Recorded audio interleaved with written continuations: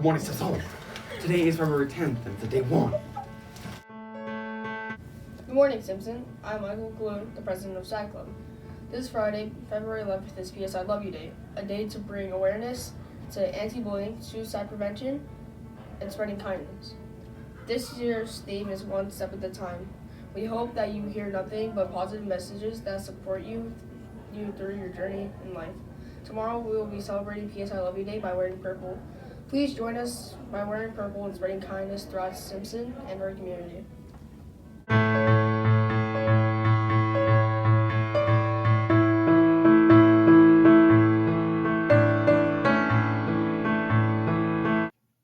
Hi, I'm Jamie DePalma. And I'm Brooke DePalma. And we are the founders of PS I Love You Day. Each year, we celebrate PS I Love You Day by coming together and wearing purple on the second Friday of February. Now, 2022's theme is One Step at a Time. We hope that this serves as a reminder that each step you take, no matter how small, matters. PS I Love You Day was founded 12 years ago in the hope to spread mental health awareness and kindness. Now, to celebrate this year, we have someone who is an absolute professional at spreading kindness further than we ever imagined. And he has a kindness challenge that's coming to your school. There is someone who is extremely energetic who will blow your minds. He is a 4th degree black belt in martial arts. 4th degree, my goodness. He's spoken to over 275,000 students around the country. He's collected over 300,000 pairs of shoes for children around the world. And he's traveled to Africa 9 times. He joins us now from Reno, Nevada. Without further ado, please give a warm welcome to Brian Hill.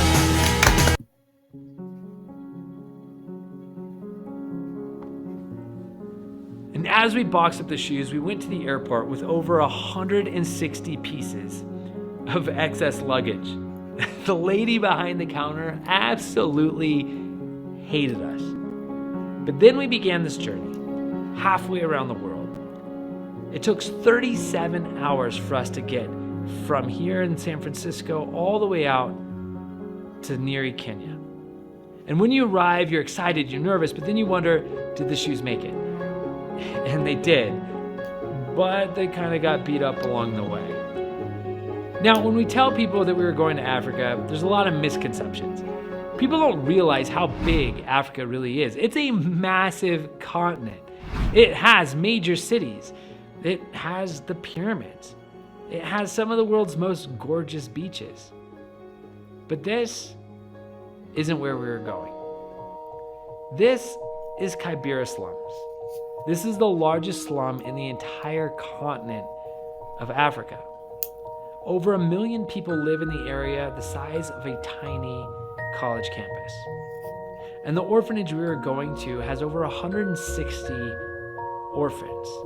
And there's 3 types of orphans. The first type is you're an AIDS orphan. Your parents died of AIDS, you have HIV yourself, a disease there's no cure for. A disease that could eventually take your life. And the second type is a complete orphan. You're abandoned by your parents as a baby, you don't know your last name, you don't know how old you are. And the third is a refugee. Someone whose parents died or were murdered due to political violence.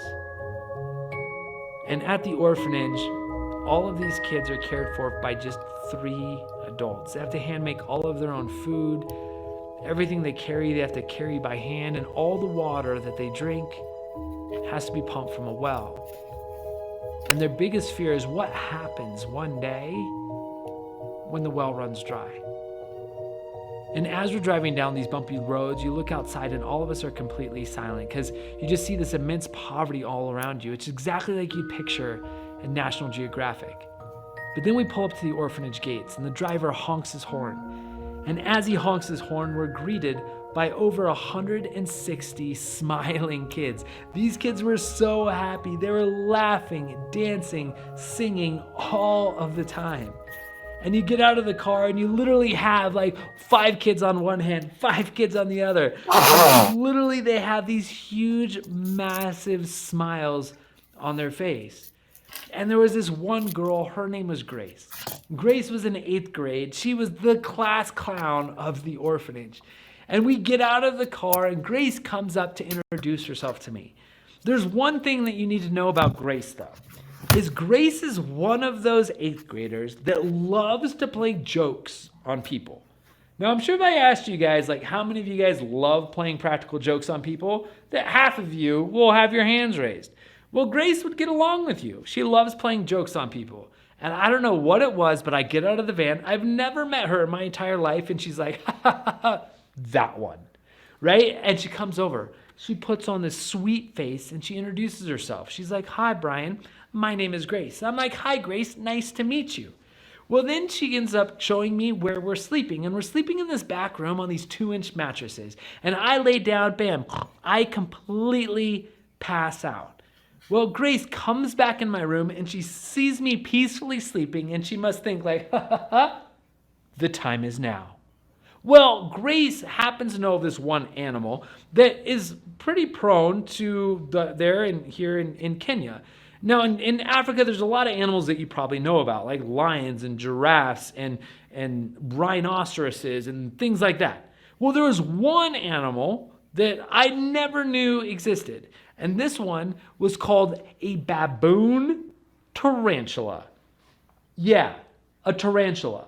Now, Grace happened to know where there was a baboon tarantula nest. So she walks over across the orphanage and then decides to pick one up with her bare hands, walk back into my room, and put it on my head.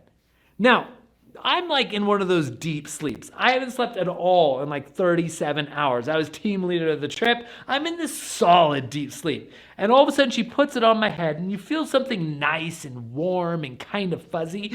But then, ooh, it starts to move. And I don't know if you've ever had a tarantula put on your face, but all of a sudden when it started to move, I feel my lip curl. And then imagine like a really prickly Q-tip going inside of your ear. And all of a sudden, as it goes inside of my ear, I wake up and I'm throw it off. It hits the wall. I'm like, what the? And Grace comes back in my room and she's like, ha ha ha, welcome to Africa. And I'm like, ah, right? These kids were genuinely so happy. They were laughing, dancing, singing all the time. But I'd remind myself that behind every single one of their smiles was a story that would break our hearts. And that really didn't hit me until I went to their school. You see, when I went to their school, I see this fence. And on one side of the fence, all these kids are running and getting ready to go to school. But on the other side of the fence, there's all these other kids literally just holding onto the outside. Confused by this, I go to the principal's office. And I asked the principal, I go, hey, I noticed that there's all these other kids on the outside of the fence that aren't going to school. Why is that? And the principal explained to me that in order to go to school, they require that you have certain things. They require they have a book bag, writing utensils, school uniform. And the last thing on the list, can you guess what it was? It was shoes. All of these kids were so poor they couldn't afford shoes. And because they didn't have shoes, they weren't allowed to go to school. Now remember, in the back room of the orphanage, we have over 8,000 pairs of shoes. So what we did is we made all these flyers, so free shoes, 2 Money Orphanage, Saturday morning. Saturday morning came, and we had a line literally of over 2,000 people that came to get a pair of shoes. We ran down that line and said, look, if you're a child, you get to come first. So all these kids come barreling down these dirt roads. And when you give a child a pair of shoes for the first time, it's an amazing experience. There was this one girl, her name was Stella. She's the one right here in the middle of the picture. Stella was 9 years old, and has never worn a pair of shoes in her entire life. And when I gave her her first pair of shoes, she's put them on and she starts walking like she's walking on air. She's like, whoa. And she thinks this is a shoe of an American. She wonders what school it went to, what state it's from, what sport it's played. And all of a sudden what I realized is we weren't really giving someone a gift of shoes. We were also giving someone the gift of an education. And a lot of these kids, when they go to school the next day, that's the first time that they ever went to school. And their school is a lot different than your school. They don't have power. They don't have electricity. They don't have running water. But this is literally their one ticket out of poverty. And despite the fact, do you remember how this whole thing started? This whole thing started with a college professor that thought in order to make a difference that you needed money, connections, and resources. And then it grew to an entire city that the newspaper said they think they can collect 5,000 shoes. To all of a sudden, we flew them halfway around the world. But the thing that really rocked me, that brought it completely full circle, was a tiny Post-it note. You see, in the orphanage, they have one mirror for 160 kids. And when I walked up to that one mirror, I saw this one Post-it note. And you can tell it's been taped up multiple times to keep it from falling down. And on that Post-it note, it read this: "Today, I will make the world better than I did yesterday." Let me read that again. "Today, I will make the world better than I did yesterday." Now, here I am in one of the poorest communities in all of Africa. I'm surrounded by a bunch of kids and teenagers that they don't have money, they don't have connections, and they don't have a lot of resources.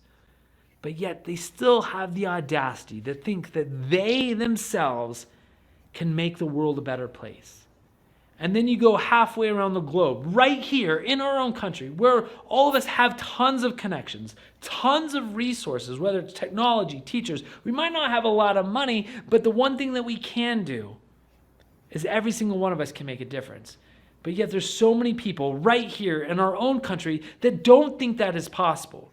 And if anyone ever asks you the question, can you change the world? There's really only one answer to this, and that's yes, you can. But it requires one major thing that a lot of people act, and that is an immense amount of bravery. You have to be brave. As crazy as that sounds, kindness takes bravery. It takes a lot of bravery to go outside your comfort zone. It took a lot of bravery for us when the newspaper was telling us that we set our goals too high. Was I scared? Yeah. I was scared of proving them right, to let them know that, yeah, we did fall short. But the thing is in order to change the world, it requires you to step outside your comfort zone. If you walk into your lunchroom, you see someone eating lunch all by themselves, it requires you to step outside your comfort zone to go and talk to that person. If you see someone being bullied, laughed at, ridiculed, teased, it takes a lot to go outside of your comfort zone to stand up for that person.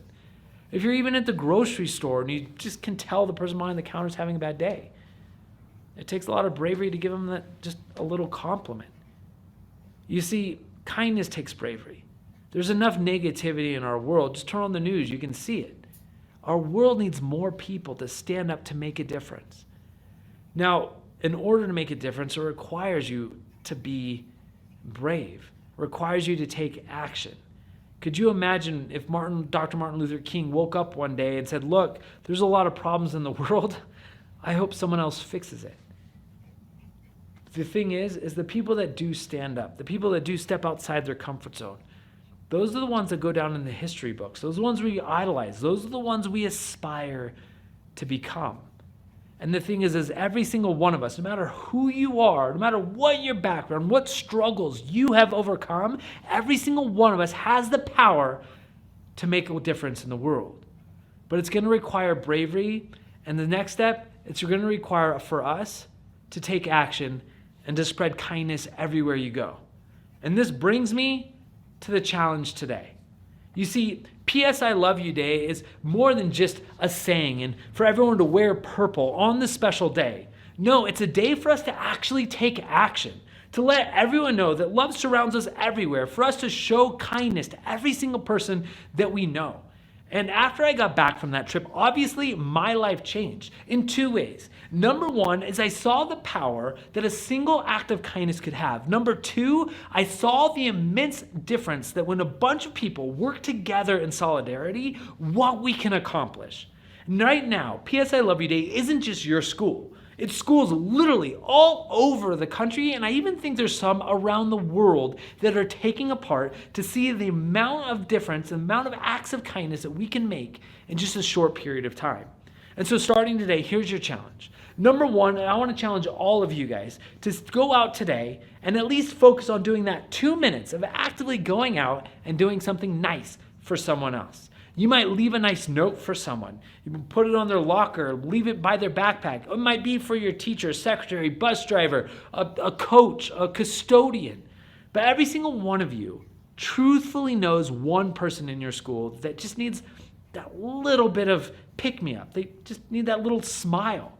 And it might not be your best friend. It might be someone that you don't know that well, but you just have that weird feeling in your chest that you know you can make a difference. So step number one is I want to challenge you guys to think of all the seemingly simple acts of kindness you can do. Some of you guys will be receiving some of these. This is a kindness challenge checklist. On this checklist, there's a bunch of kindness ideas for you guys to check off. Now, I'm not going to lie. Some of them are easy. Some of them are fun. Some of them will require an immense amount of bravery. But I also know that you, Brooke and Jamie, have some other ideas as well, right? We do. We challenge you to talk to one person new and give them a compliment. Perhaps something like, hey, Brooke, you're always so positive. Or perhaps something like, hey, Jamie, you're always there to help everyone. Thanks so much for being you. Thank you.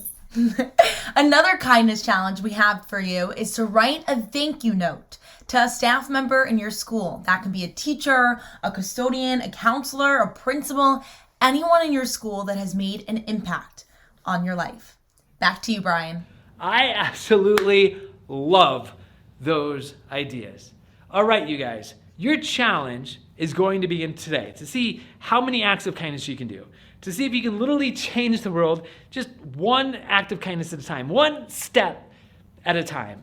And if you do something awesome, be sure to reach out to me, reach out to Brooke, make sure to put the hashtag PSILoveYou2022. And more importantly, remember, in order to change the world requires you to be brave and to be kind. And remember, today, I will make the world better than I did yesterday.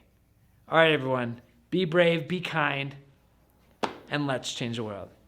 See you guys later. That's right. PS I Love You Day 2022 is officially underway. We hope you join us on Friday, February 11th, 2022 by wearing purple. We cannot thank you all enough for helping us spread the kindness further than we ever imagined. We'd love to see how exactly you're celebrating the 12th annual celebration of PS I Love You Day. So tag us on social media at PS I Love You Day on Facebook, Twitter, TikTok, Instagram, and be sure to use the hashtag PS I Love You Day 2022. Now, if you want to get in touch with Jamie or myself, you can reach out to p.s.iloveyouday@gmail.com. You are all changing the world, and we are so honored to be a part of this journey with you all. Thank you so much, and P.S. We love you.